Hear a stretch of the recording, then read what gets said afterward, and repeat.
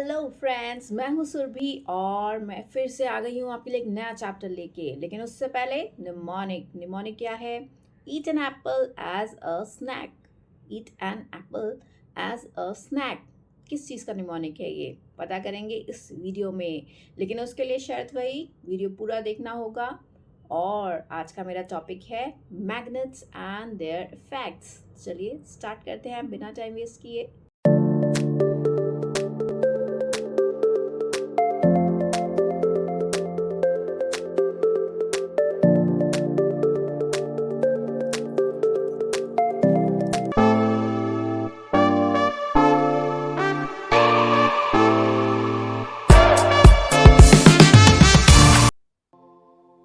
तो अब आते हैं हम हिस्ट्री ऑफ मैग्नेट्स पे। हिस्ट्री ऑफ मैग्नेट्स क्या कहती है? तो हिस्ट्री ऑफ मैग्नेट्स कहती है कि जो मैग्नेटाइट, जो कि द ओल्डेस्ट मैग्नेट है और सबसे ज्यादा पाया जाता है, वो मैग्नेटाइट पहले जो डिस्कवर हुआ वो हुआ था ग्रीक में, और वो भी बाय चांस। इसकी स्टोरी ये कहती है कि एक आदमी था जिसका नाम था मैग्नीज, और ये मैग्नीज जो था ये भेड़े बकरियां चराने जाता था। इसके पास थी एक लकड़ी, और वो लकड़ी हमेशा एक स्टोन पे जाके चिपक जाती थी। अब वो क्यों? क्योंकि उस लकड़ी के नीचे एक केसिंग थी जो कि आयरन की थी, और बार बार वो उस रॉक पे जाके चिपक जाती थी। रॉक थी ब्लैक कलर की। फिर उन लोगों ने इस रॉक का नाम दिया मैग्नेटाइट आफ्टर मैग्नीज, और the name magnet has been derived from magnetite. Magnetite के बारे में ये कहा जाता है कि इट्स एन ओर, और ये ऑक्साइड है आयरन का, और इसका केमिकल फॉर्मूला है Fe2O3, the most magnetic substance of all naturally occurring minerals on earth। तो सबसे ज्यादा मैग्नेटिक सब्सटेंस है ये। वैसे हम जानते हैं कि मैग्नेट्स का काफी सारे यूज होते हैं हमारी लाइफ के अंदर, जैसे कि टेलीविजन में, टेलीफोन में, खेलने में। और हम जो बेस्ट चीज है वो क्या करते हैं, एक मैग्नेट लेते हैं और फ्रीज पे चिपका देते हैं रेफ्रिजरेटर्स के ऊपर, कलरफुल मैग्नेट्स। तो चलिए अब देखिए मैग्नेट्स की दुनिया को, उसमें होता क्या है। तो मैग्नेट इज एन ऑब्जेक्ट। क्या ऑब्जेक्ट? एक ऐसा ऑब्जेक्ट है जो कि आयरन को, निकल को और कोबाल्ट को अट्रैक्ट करता है। अभी तक हमें जो जनरल पता है ना, वो ये पता है कि भैया आयरन को ही करता है। हम बचपन में क्या करते थे, कोई मैग्नेट मिल जाता था तो फिर हम उस मैग्नेट को लेके जगह जगह चिपका चिपका के देखते थे कि भैया ये आयरन का है या नहीं। अगर चिपक जाए कि हाँ हाँ ये आयरन है तो ये किया करते थे। But it's not only for iron, ये कोबाल्ट और निकल के लिए भी होता है। अब जैसे कि आप इसमें देख रहे हो अपने सामने एक स्क्रीन पे कि जो रीजन है इसके चारों तरफ, जहां पे इसकी फोर्स सबसे ज्यादा यानी इन्फ्लुएंस सबसे ज्यादा होता है, ताकत सबसे ज्यादा होती है, उसको कहते हैं हम मैग्नेटिक फील्ड। और ये इसी तरह का होता है। और द फोर्स और traction exerted by the magnet on the substances, उसको हम बोलते हैं मैग्नेटिक फोर्स। मैग्नेटिक फोर्स वो फोर्स जहां पे अट्रैक्शन हो, जब वो फोर्स जिससे वो खींच रहा है चीजों को, दैट इज मैग्नेटिक फोर्स। और फील्ड क्या हो गई? जो चारों तरफ इसका एरिया जो आप देख रहे हो यहाँ पे, जो चारों तरफ का एरिया है, दैट इज मैग्नेटिक फील्ड। और सबसे ज्यादा इसी फील्ड के अंदर मैग्नेटिक फोर्स रहती है। इसको हम ऐसे मैग्नेटिक लाइंस से बताते हैं। अब इसके लिए मैंने एक एक्सपेरिमेंट भी किया था, आप भी कर सकते हैं और बहुत मजा आता है इसको पढ़ने को। Let's see it. देखो एम्बार मैग्नेट है, सिंपल सा। ओके, ये आयरन के मैंने पाउडर लिए हैं, और ये मैंने एक व्हाइट शीट लेनी है, याद रखना। इस पे डालना चालू कर दिया इस तरह से। इसको आप डालते जाओ, चारों तरफ डालना है। ओके, किसी एक पर्टिकुलर पॉइंट पे नहीं डालना। और इसको आप डालते जाओगे और फिर देखना क्या होता है, जादू। इस तरह से इसको डालना है। ये आयरन सैंड है, यानी आयरन की बनी हुई सैंड। सी थोड़ा थोड़ा मैग्नेटिक लाइंस इसमें दिखने लगी हैं।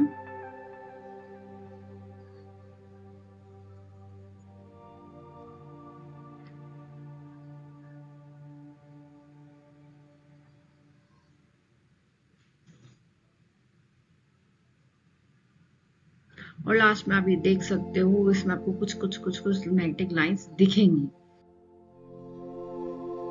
isn't it? तो एक करके देखना, बहुत मजा आता है। Magnetic and non magnetic substances पे, अब ये तो सबको ही पता है भाई, मैग्नेटिक सब्सटेंस वो जो अट्रैक्ट हो जाए मैग्नेट से, और नॉन मैग्नेटिक वो जो अट्रैक्ट नहीं होते हैं। तो ये ध्यान रखना कि आयरन तो अट्रैक्ट होता ही है, साथ में होता है निकल और कोबाल्ट। ओके, क्योंकि अब तक सिर्फ आयरन ही पता था हम लोगों को। So iron, nickel, cobalt, they are all magnetic substances. और नॉन मैग्नेटिक तो फिर कुछ भी ले लो, जैसे वुड हो गया, प्लास्टिक हो गया, आपका कार्डबोर्ड हो गया, एनीथिंग कैन कम। ठीक है, तो इसके लिए भी हमने एक एक्सपेरिमेंट किया है, वो भी देखना, वो भी बहुत अच्छा है, and try to do at home. ये देखो, यहाँ पे मैंने बहुत सारी चीजें ली हैं। ये तो ले लिया मैंने आयरन का, जो अपने पास होती है स्क्रूज वगैरह, राइट। और इसके अलावा मैंने थोड़ा सा सॉल्ट डाल दिया इसके अंदर। नाउ अब हम इसमें डालेंगे, ये थोड़ी सी सैंड डाल दी, और थोड़े पेपर्स भी डालूंगी मैं इसके अंदर। ये देखो, इसको टेयर करके, और ये पेपर्स के पीस भी मैंने इसमें डाले, राइट। ये पता करने के लिए कौन नॉन मैग्नेटिक है और कौन मैग्नेटिक सब्सटेंस है। तो आप घर पे करके देख सकते हो इसको। और इसको अपने मिक्स किया, एक मिक्सचर फॉर्म किया। और अब हम लेंगे हॉर्सशू मैग्नेट, और इसको घुमाएंगे इसमें गोल गोल गोल। नहीं भी घुमाओ, सीधे भी रखो, तो भी एक्सपेरिमेंट हो जाता है। सी, और यहाँ पे अब ये पेपर तो गलती से आ गया क्योंकि गीला था, बट यहाँ पे आपको पता चल गया कि भैया ये मैग्नेटिक सब्सटेंस है और बाकी सब नहीं है, क्योंकि वो अट्रैक्ट नहीं हुए। अब हम आगे चलते हैं, और आगे आता है मैग्नेट, जिसके बारे में इतनी सारी बातें कर ली। अब थोड़ा सा मैग्नेट के बारे में थोड़ा सा डिटेल कर ले। Magnet is an object that can attract objects made of substance, फिर वही आयरन, निकल एंड कोबाल्ट। और जो ये प्रॉपर्टी है ना इसकी अट्रैक्ट करने की, नॉट ओनली आयरन बट निकल एंड कोबाल्ट ऑल्सो, इसको हम बोलते हैं मैग्नेटिज्म। और the force of attraction by the magnet on these substances is called magnetic force। यानी जो भी वो फोर्स लगा रहा है अट्रैक्शन का on these substances, इनको अट्रैक्ट कर रहा है अपनी तरफ, that is known as magnetic force। तो ये तीन आपको पॉइंट्स हमने अभी किए भी, और आपको याद भी रखने हैं। अब नेक्स्ट हम आते हैं natural artificial man made magnets. ये क्या हुआ भाई? तो कुछ तो नेचुरल होते हैं, जैसे लोरेस्टोन हो गया, पायरोटाइट हो गया, कोलम्बाइट हो गया, बसाल्ट हो गया। ये सारी चीजें अगर आपको लाइव देखनी हो तो किसी म्यूजियम में जाना, वहां जरूर ये चीजें रखी होती हैं। और ये जो कलरफुल टाइप के horseshoe, bar magnet and all ये सारे मैन मेड है, क्योंकि ये तो कॉमन सेंस है कि भैया ऐसे कलरफुल जो चीजें हैं वो नेचुरल तो नहीं मिलेंगी, तो फिर ये मैन मेड हो जाते हैं। वैसे आपको इसमें ये याद नहीं रखना, आपको थोड़ा थोड़ा ये याद रखना है कि नेचुरल जो मैग्नेट्स हैं वो कौन कौन से होते हैं। आर्टिफिशियल मैग्नेट्स पे आए तो कई साइजेस के मिल जाएंगे आपको, और ज्यादातर ये बने होते हैं आयरन, कोबाल्ट, निकल और स्टील के भी। वैसे यहाँ पे मैं आपको एक बहुत इंटरेस्टिंग चीज बताती हूँ। एक बहुत पावरफुल मैग्नेट है यूनिवर्स के अंदर, which is actually a star, और उसका नाम है मैग्नी स्टार। मैग्नी स्टार जो है ये एक मैग्नेटिक न्यूट्रॉन स्टार है, और इसकी मैग्नेटिक फील्ड इतनी जबरदस्त है, इसकी मैग्नेटिक फोर्स इतनी ज्यादा है कि अगर ये अपने पे आ जाए तो हीमोग्लोबिन में जो आयरन होता है ना, उसको वो अपनी तरफ अट्रैक्ट कर लेगा सारा, and that too at a distance of 1000 kilometre. यानी अगर आप उससे 1000 किलोमीटर दूर है तो भी वो आपके अंदर से जो हीमोग्लोबिन में जो आयरन है वो खींच लेगा। तो सोचो क्या हालत होगी। सो नाउ हम बात करते हैं अट्रैक्टिव प्रॉपर्टी की। देखो अट्रैक्शन होता है इसके अंदर मैग्नेट में, किसके लिए होता है? अब तक तो याद हो गया होगा, आयरन, कोबाल्ट और निकल के लिए, राइट। इसमें क्या होता है कि जो पोल्स होते हैं, जो भी एक बार मैग्नेट होना, ठीक है, बार मैग्नेट में दिखेंगे ये पोल्स, एक हॉर्सशू में भी दिखते हैं, बट बार मैग्नेट में थोड़ा क्लियर दिखता है। तो बार मैग्नेट में एक होता है नॉर्थ पोल, एक होता है साउथ पोल, ठीक है।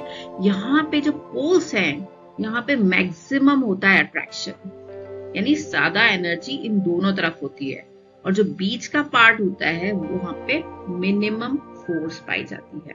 This is attractive property. Directive property अगर हम बात करें तो अगर आप एक, जैसे यहाँ पे एक बार मैग्नेट को हमने एक डोरी से बांध के ऐसे लटका दिया, राइट, और जब आप इसको कंपास पे देखोगे, कंपास पता है ना क्या होता है, जो डायरेक्शन बताता है, अगर उस कंपास पे इसको देखोगे then you able to find out कि ये हमेशा नॉर्थ साउथ डायरेक्शन में ही पॉइंट करेगा।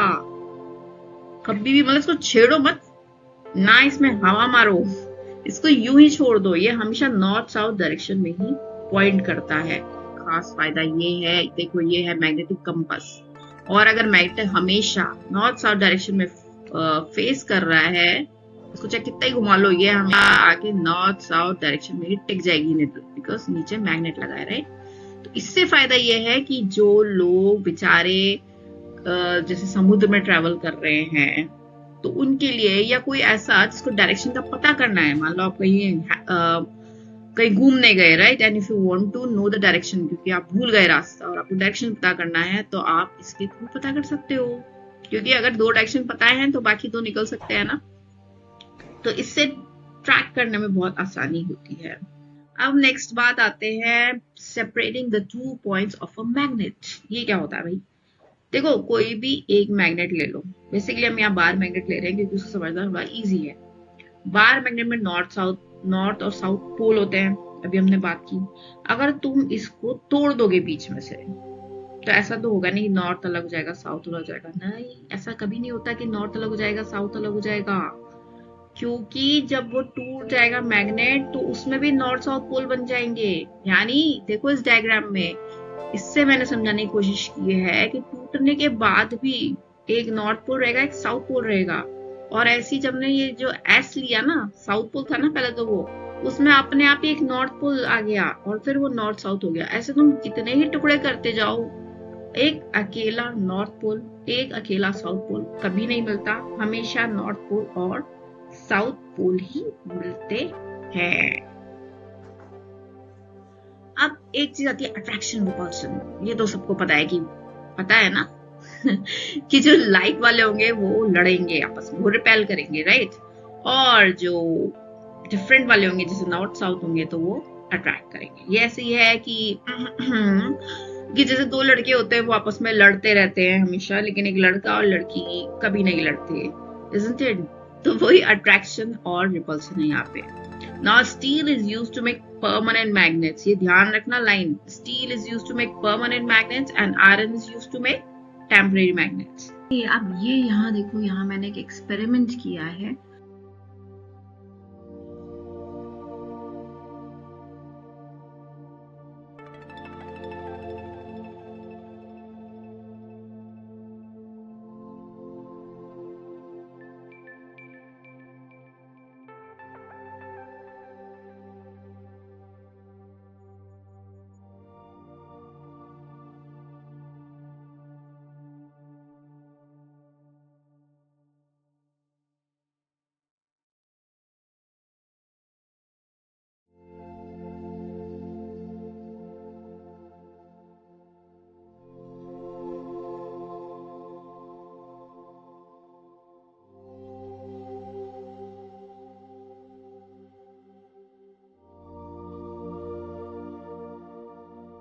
हमने ये एक एक्सपेरिमेंट किया था, जस्ट सी दिस, यहाँ पे ये थ्रेड लिया है और ये है हमारा एक magnet.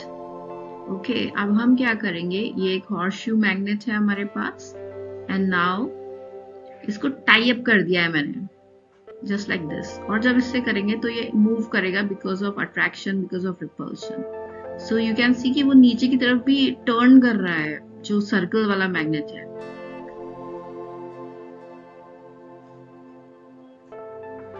So this is also an experiment to show the same thing, like, repel and unlike attract each other. Now, सब कुछ करने के बाद सबसे पहले हम इसकी प्रॉपर्टीज देख लें। प्रॉपर्टीज में सबसे पहले मैग्नेट अट्रैक्ट्स वही magnetic substance like iron, nickel, cobalt, freely suspended magnet always face toward north south direction। ये सब हम कर चुके हैं, but just for a revision। Magnet has two poles with maximum force। ये हम बात की थी ना हम लोगों ने कि poles पे सबसे ज्यादा force होती है। Poles cannot be separated and unlike attract and like repel and magnetic properties can pass through non-magnetic material। अब इसमें क्या होता है कि जैसे मैग्नेटिक प्रॉपर्टी को अपन कैसे पास करा सकते हैं, बात करेंगे इस एक्सपेरिमेंट में कि कैसे ट्रांसफर होती है। हमने बात की कि नॉन मैग्नेटिक सब्सटेंस से कैसे मैग्नेटिज्म ट्रांसफर होता है, मैग्नेटिक फोर्स ट्रांसफर होती है। तो यहाँ पे ये देखो, ये मैंने लिया है इस तरह से एटम्स ऑफ आयरन और नीचे मैंने मैग्नेट लगाया है। ये एक मेज मैंने खुद ड्रॉ की थी, परचेज नहीं की है। अब यहाँ पे देखो, इस टेडी बेयर को हम इस घर पे पहुंचा रहे हैं और ये पेपर के थ्रू वो जो मैग्नेटिक फोर्स है वो लग रही है इसके ऊपर। अब हम बात करेंगे मैग्नेट्स की मेकिंग पे। तो the process of making a magnetic substance into a magnet, उसको बोलते हैं मैग्नेटाइजेशन। अब इसमें दो तरीके के मैग्नेट्स होते हैं। एक तो होता है टेम्परेरी मैग्नेट, या आपको याद रखना पड़ेगा टेम्परेरी और परमानेंट मैग्नेट्स। अब टेम्परेरी जो होते हैं वो आयरन, निकल और कोबाल्ट के बनते हैं, और जो परमानेंट मैग्नेट्स होते हैं वो मिक्सचर होते हैं आयरन, निकल और कोबाल्ट के, और उसके अलावा कोई और सब्सटेंस भी उनमें एड अप होता है। तो इस तरह से दो होते हैं, टेम्परेरी एंड परमानेंट मैग्नेट्स। अब हम बात करेंगे एक और तरीका, सिंगल टच मेथड, और एक और है, उसको बोलते हैं हम डबल टच मेथड।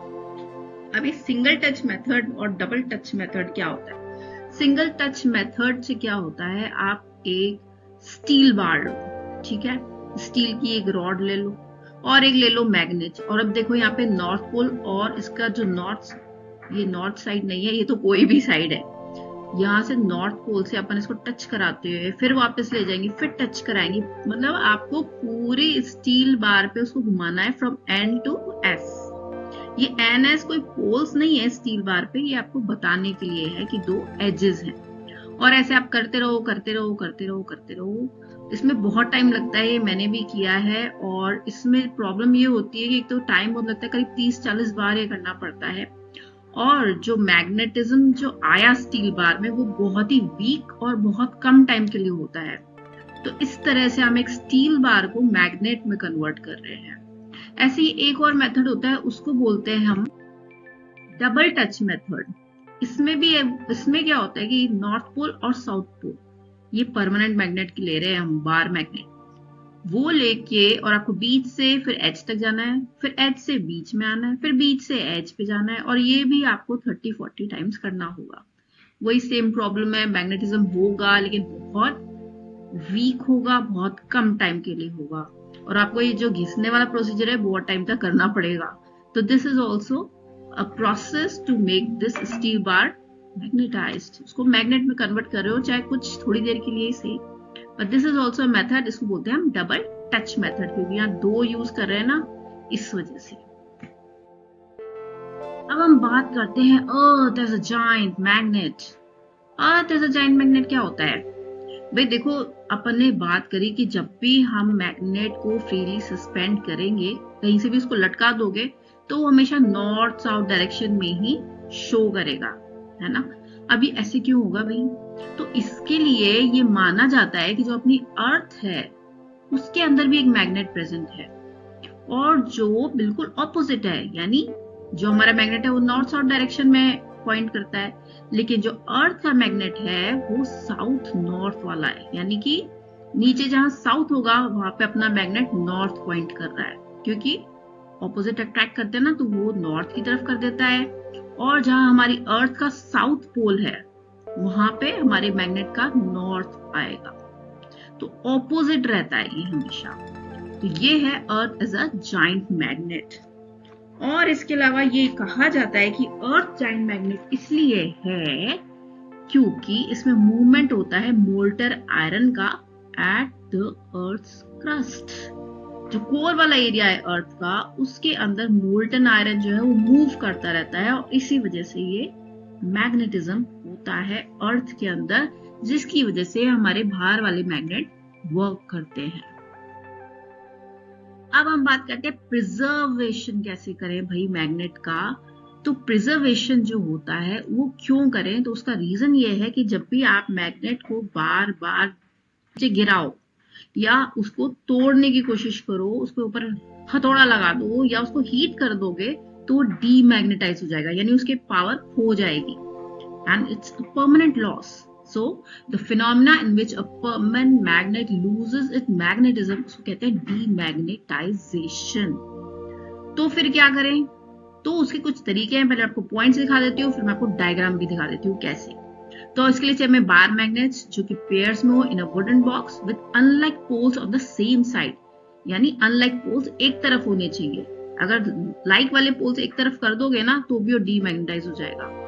और उनके बीच में होता है एक वुड का पीस, और दोनों तरफ होते हैं सॉफ्ट आयरन बार्स। इनको कहते हैं मैग्नेटिक कीपर्स, और ये बचाते हैं डीमैग्नेटाइज या सेल्फ डीमैग्नेटाइज होने से किसको? मैग्नेट को। अब ये सेल्फ डीमैग्नेटाइजेशन क्या होता है? इसमें भी वही है, it's a permanent in which a permanent magnet loses it's magnetic properties.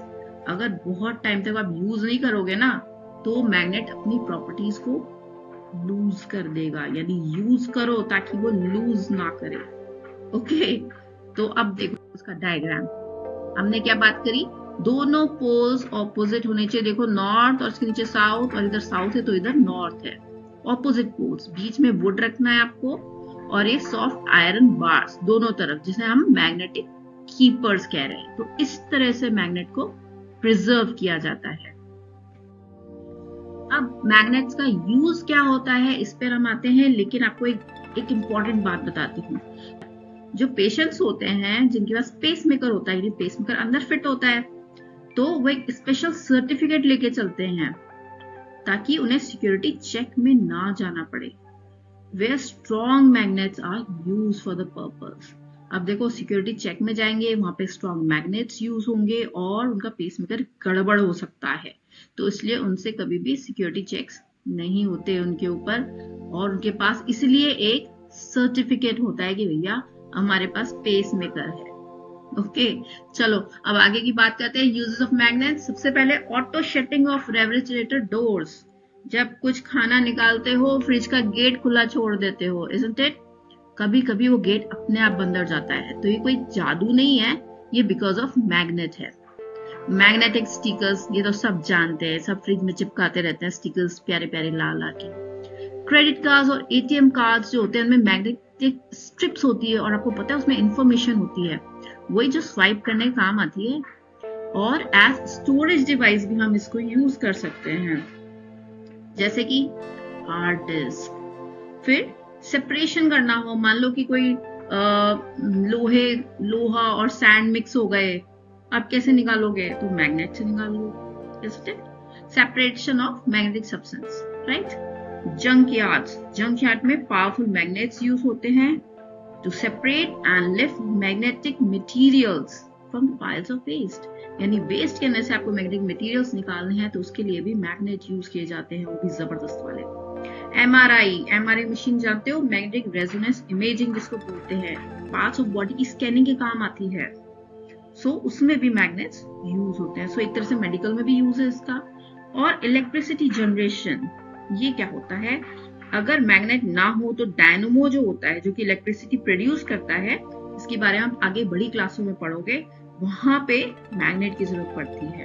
तो कितने सारे यूज हो गए मैग्नेट के, बिसाइड्स चिपकाओ ऑन एवरीवेयर, है ना। चलो अब हम बात करते हैं एक बहुत ही खास चीज की, और वो है मैगलीव ट्रेन्स। ये क्या है भाई? तो मैगलीव ट्रेन्स जो हैं वो ऐसी ट्रेन्स है जो सुपर फास्ट स्पीड पे चलती हैं, और इसलिए इन ट्रेन्स के पास ना तो व्हील्स होती है, ना एक्सल्स होती है, और ना ही कोई bearings. They are lifted off from the ground and propelled forward using strong electromagnets. Electromagnets इनको अपनी तरफ खींचते हैं और इसलिए फ्लोट करती हैं, and they don't have any bearings या wheels, कुछ भी नहीं। और तुम्हें पता है इनकी स्पीड कितनी होती है? 500 किलोमीटर पर आवर, और वेयर और टेयर का खर्चा भी नहीं। तो देखो कितना काम आ गया मैग्नेट हमारे। और ऐसी ट्रेन हमारे यहाँ आ जाए, मैगलीव ट्रेन, तो मजा ही आ जाए, कितना फास्ट हो जाए सब कुछ, बहुत जल्दी डिस्टेंस ट्रेवल हो जाए।